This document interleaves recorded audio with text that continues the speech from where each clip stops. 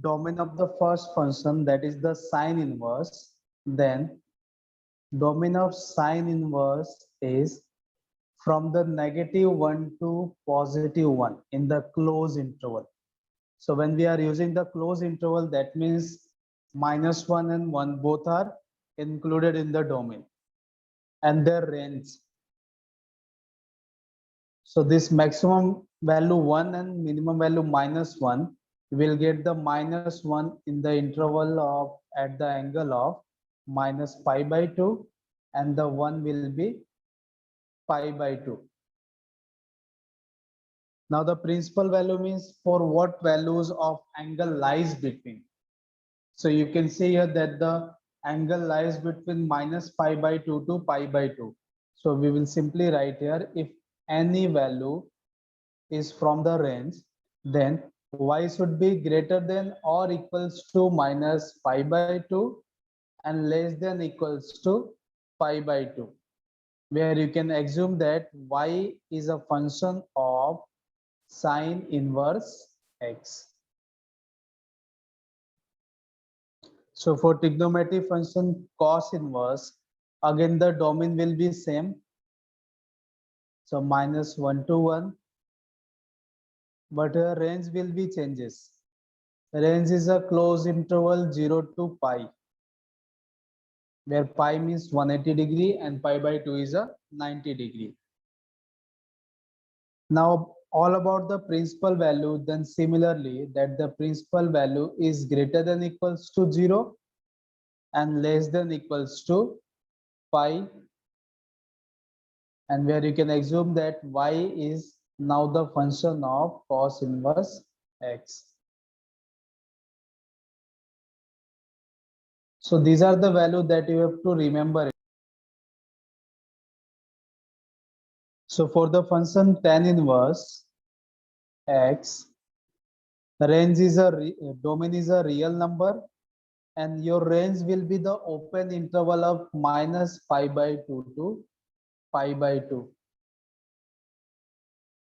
So when we are writing in the open interval of something, that means that the initial point means starting point and the end point of that particular range will not include it. So here we will write as y is just a greater than -π/2, but it should be less than π/2. And again same here, y is a tan inverse of x. So for the next function, that is the cosec inverse. So for cosec inverse, that the value is -∞ to 1 in the open interval. It will start from the open interval and 1 is included. So that means sorry, not a 1. We are taking the first negative interval, na? So it should be -1 in the closed interval. That means -1 is there. Then we will write here the positive interval. So positive intervals are including in the closed interval of, means starting from the 1, and it will be endless in the open interval of infinity. So that's why I repeated in the beginning, when you are learning the domain and range of the remaining 3, it will be complicated, because if you see here, -1 is there, but whenever you are approaching toward the zeros, means -0.3, -0.7, these all values are not in the domain of the cosec inverse. Now if we talk about the range, so you can simply compare this cosec inverse with the range of sine inverse. Now see here, range, and if you see a domain, inside the domain 0 is not there. So when we will include this one, we will write here as a closed interval of with the same range of sine. But inside the domain 0 is not involving. So again inside the range 0 will be minus. क्योंकि अगर हमें domain के अंदर zero मिलेगा ही नहीं, so for nothing is inside the negative zero values in domain, so for zero the range will be not a zero. अगर zero नहीं है तो रेंज भी जीरो नहीं मिलेगा, so that's why we are taking zero outside. So here your range will be similar to minus pi by 2 to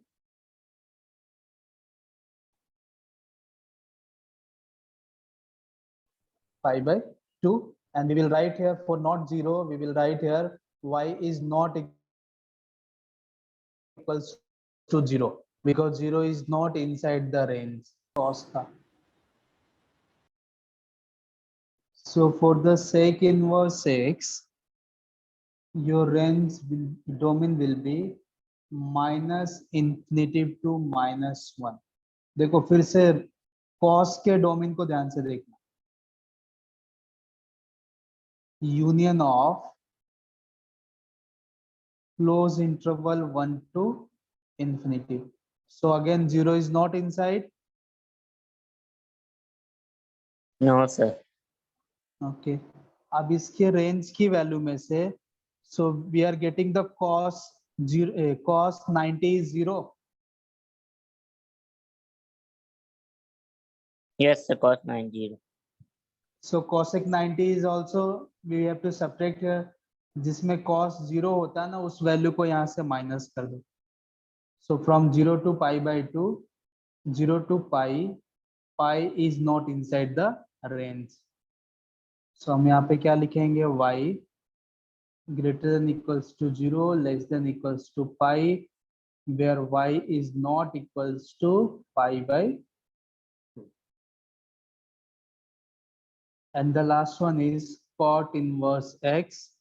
So here range will, domain will be real number. Your range will be 0 to pi in open interval, and y will be greater than 0 less than pi.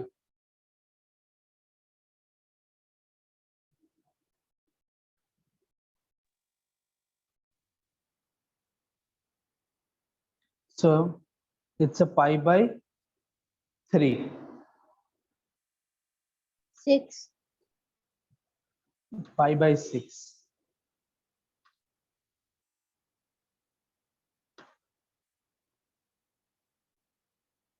Pi by 6. Okay, now see here once again. What we have done, we already know that if sine inverse is outside, then we need here sine to cancel it. So हमने यहाँ पे क्या किया है, जो -1/2 है ना, so first we have written that the principal values lies between minus pi by 2 to pi by 2. Then for the minus half, we have written as a sine inverse of pi by 6. So finally we are getting theta as a minus pi by 6. Now you can see here that theta, whatever the theta value you get, it should be inside of range, that means your principal value. So here we will write here where theta belongs to minus pi by 2 to pi by 2. Is condition satisfying? Yes, sir. So now the condition is satisfied. So we will write here hence principal value